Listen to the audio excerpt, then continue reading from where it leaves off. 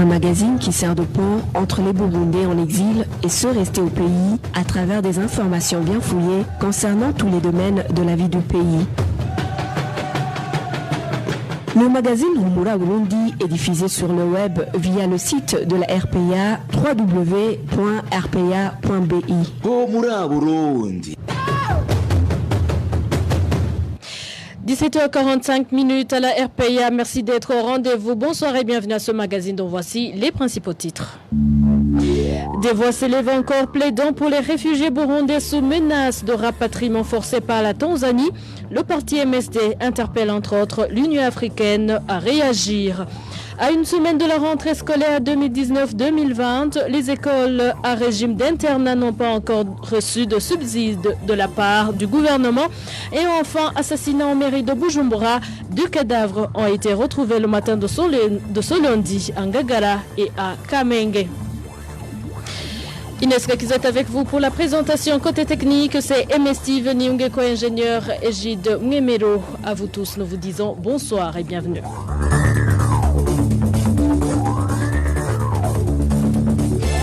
Commençons par la page réfugiés. L'ONU et l'Union africaine ont un rôle primordial dans la protection des réfugiés burundais en Tanzanie sous menace de rapatriement forcé. C'est en substance le contenu du communiqué du parti MSD de ce dimanche. Maître François Nyamoya, secrétaire général du parti MSD, précise que le ministre Pascal Barandagiye a lui-même affirmé que la paix est menacée dans les pays africains. Et nous sommes revenus sur ces propos pour interpeller les Nations Unies et l'Union africaine de prendre au mot le ministre sur cet appel à l'intelligence africaine. Et là, c'est l'Union africaine que nous interpellons surtout, parce que le ministre lui-même a insisté sur cette intelligence africaine pour résoudre la problématique des réfugiés. Et selon lui, cette intelligence consiste à stabiliser nos pays. Le ministre a dit c'est le point de départ. Et c'est la seule solution durable pour que les réfugiés rentrent dans leur pays. Nous, on dit aux 2 organisations, mais ne perdez pas du temps, approchez le ministre Barandagiye, puisqu'il a eu cette affaire d'intelligence, et proposez à son gouvernement, au gouvernement du Burundi, de mettre au point le programme de stabilisation du Burundi. Et ça, écoutez, le HCR n'est qu'une agence des Nations Unies. Le patron du HCR, c'est les Nations Unies. Et aussi, il faut se souvenir que l'Union africaine a sorti une convention concernant les réfugiés en Afrique. Donc, ce sont ces 2 organisations qui doivent s'impliquer directement et au plus haut niveau. Le HCR n'est qu'une agence.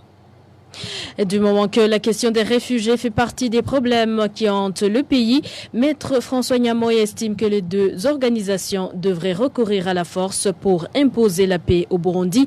Encore une fois, le secrétaire général du parti MSD. Mais la solution, c'est d'utiliser la force qu'offre le droit international. Et les 2 organisations, l'Union africaine comme les Nations Unies, ont le pouvoir de décider de l'usage de la force si cela est nécessaire. Souvenez-vous que l'Union africaine avait essayé d'envoyer une force, la Maprobu. Ça n'a pas marché, mais ils avaient essayé. Donc maintenant, s'ils ne veulent pas que la situation dégénère plus gravement, ils n'ont qu'à utiliser ces instruments que leur offre le droit international. Et pour rappel, il y a une semaine, le gouvernement tanzanien s'est engagé à rapatrier par force les Burundais réfugiés sur son sol sur demande de Gitega. Selon les accords confidentiels signés par les 2 pays dont la RPA a pu se procurer une copie, la Tanzanie a accepté à rapatrier les réfugiés en signe de contribution pour aider le pouvoir Nkurunziza à convaincre la communauté internationale que la paix règne au Burundi. La RPA n'a pas encore pu joindre l'Union africaine sur cette question des réfugiés burundais exilés en Tanzanie. Après la pause, c'est la page sécurité. Humura Burundi. Un corps d'un homme a été découvert le matin de ce lundi à Ngagara en mairie de Bujumbura. La victime aurait été tuée poignardée par 3 personnes. L'IDTC avec Fabrice Nzoyiha, stagiaire à la RPA. Edouard Nyonabonye de la commune Manda en province Bubanza et l'identité de la personne dont le corps a été découvert le matin de ce lundi. La population de la localité où le corps a été découvert indique que la victime a été assassinée près du camp de la police en zone Gagara. Notre source affirme qu'Edouard Nyonabonye a été assassiné poignardé par 3 personnes armées d'un pistolet et de couteaux. La population a vite informé la police. La police chargée de la protection civile est venue prendre le cadavre et l'a amené à la morgue de l'un des hôpitaux de la ville de Bujumbura. La population de la localité demande la sécurité parce qu'il s'observe une criminalité grandissante ces derniers jours. Merci Fabrice Nzoyira. Notre corps sans vie a été découvert le matin de ce lundi à Twignoni, quartier de la zone Kamenge en mairie de Bujumbura. La victime n'a pas été identifiée car aucune pièce d'identité n'était sur lui. Le pensée avec Innocent Valentin. Les habitants du quartier Twignoni où a été découvert le corps non identifié indiquent que la victime aurait été étranglée vers minuit. La victime aurait été attaquée par des inconnus pendant qu'elle quittait le domicile d'une certaine Yvette surnommée Bouneni. Cette dernière étant connue comme une prostituée et serait complice dans son meurtre car elle aurait informé les bourreaux que la victime avait une grosse somme d'argent sur elle, précisent ses voisins. Également, les habitants de la zone Kamenge affirment que cette fille blesse souvent ses clients avec une lame de rasoir. Ils demandent que des enquêtes soient menées en commençant par cette fille. À ce propos, nous avons essayé de joindre Espérance Akizimana, administrateur de la commune Kamenge, mais sans succès. Et comme bilan sécuritaire de la semaine écoulée, 5 personnes ont été assassinées dans différentes localités du pays. Parmi ces victimes, 2 étaient membres du parti Senel de la province Kirundo. Le bilan hebdomadaire de la rédaction de la RPA, c'est avec Walter Quizera, stagiaire à la RPA.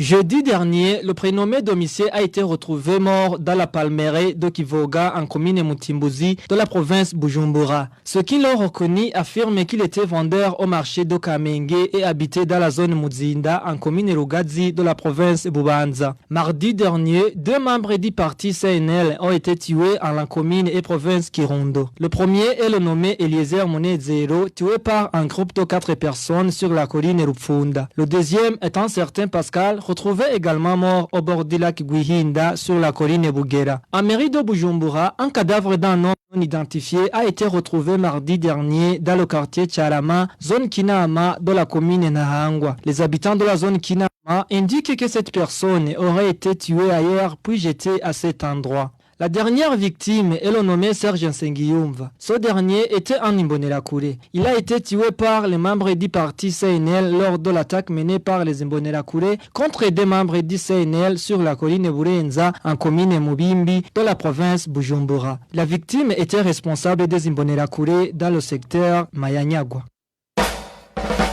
Humura Burundi. C'est toujours le magazine Humura Burundi que vous retrouvez sur différentes plateformes de la RPA, sur Twitter, SoundCloud, YouTube, mais également sur le www.rpa.bi. Justice à présent, le policier Émile Niragira poursuivi pour meurtre de feu Jean-Claude Nizigimana alias Kiraya de la commune Gihanga en province Bubanza a été condamné à perpétuité à un paiement de 50 millions de francs burundais d'indemnité par la cour d'appel de Nahangwa. Le policier Benjamin Nzojiobiri pointé du doigt pour avoir ordonné aux policiers de passer à tabac la victime a été condamné à une amende de 100 000 francs burundais. La famille de la victime affirme ne pas être satisfaite de la décision de la cour, affirmant que le véritable coupable est le policier Benjamin Nzojiobiri qui est toujours en liberté. La famille réclame par ailleurs une indemnité de 468 millions de francs burundais. Éducation sans transition, les écoles à régime d'internat n'ont pas encore de quoi nourrir bientôt les élèves. De plus, le flou plane sur l'autorité qui sera en charge de l'approvisionnement en nourriture des écoles. Impossible de savoir si cette activité reviendra à l'État ou si elle sera confiée à la direction de l'école comme d'habitude. Le point c'est avec Prosper Nyongabo, stagiaire à la RPA.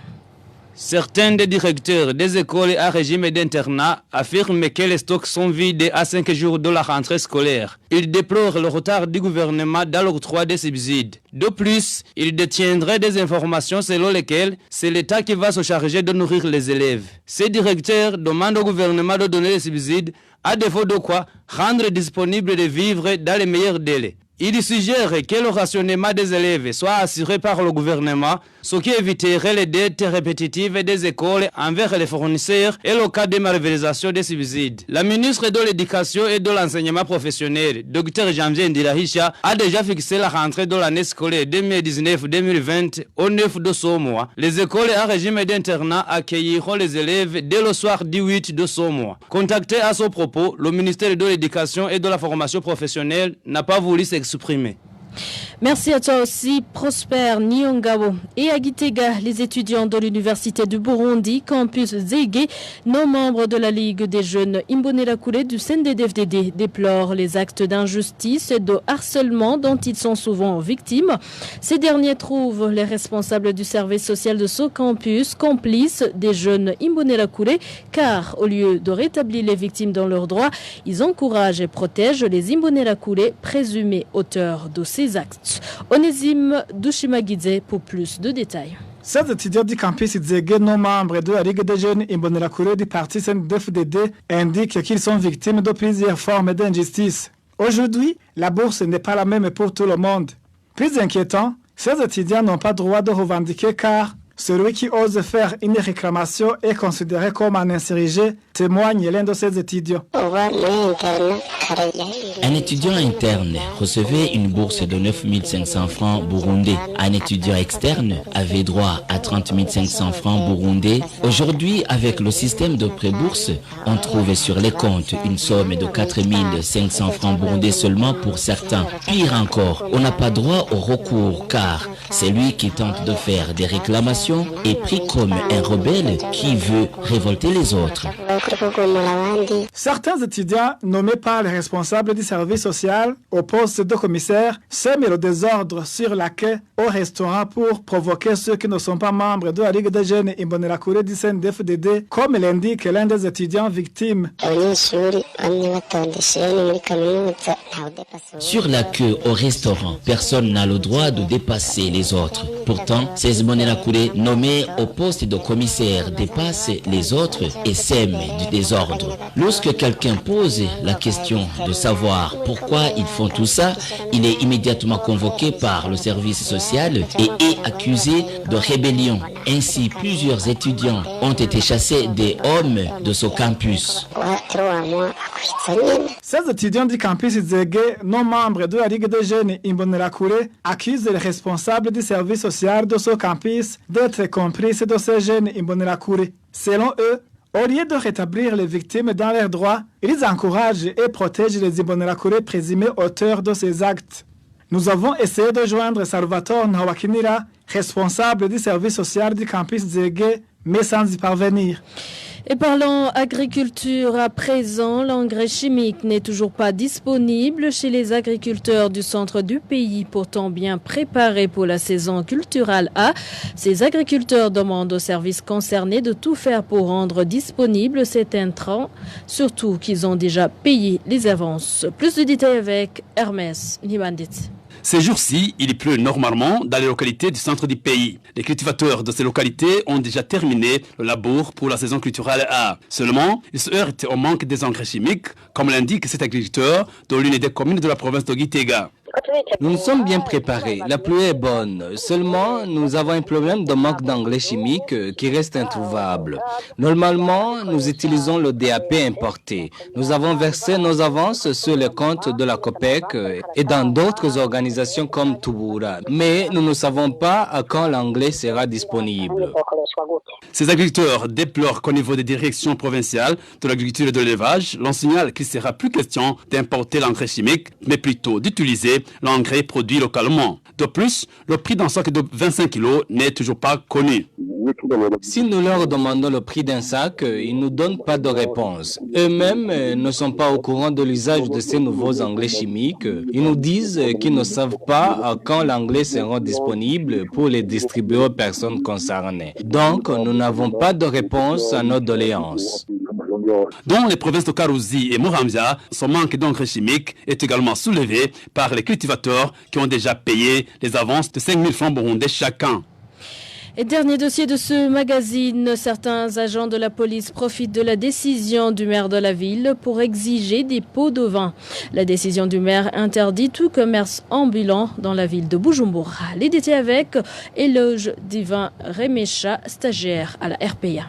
Dans la mise en application de la décision du maire de Bujumbura interdisant le commerce ambulant en mairie de Bujumbura, certains agents de la police affectés au centre-ville ont un système pour demander une corruption aux vendeurs ambulants. En effet, des policiers en tenue civile louent un bus de marque Toyota type Quaster pour un montant de 50 000 francs burundais. Ce bus sert pour le transport des vendeurs ambulants appréhendés. En cours de route, ces policiers exigent une corruption de 10 000 francs à chaque vendeur afin qu'il soit relâché et poursuivre ses activités en ville. Cette pratique contraste avec la décision du maire de la ville selon laquelle un vendeur ambulant attrapé au centre-ville doit verser une amende de 20 000 francs et sommé de ne plus exercer en ville. Les habitants de la mairie de Bujumbura demandent au maire de la ville de Bujumbura de suivre de près ces pratiques policières dans la mise en application de sa décision. La rédaction de la RPA a essayé de contacter Freddy Mbonima, maire de la ville de Bujumbura. Son téléphone sonnait sans que personne ne décroche.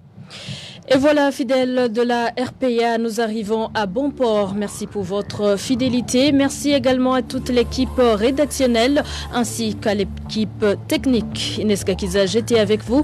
Je vous dis au revoir et vous souhaite de passer de bons moments chez vous.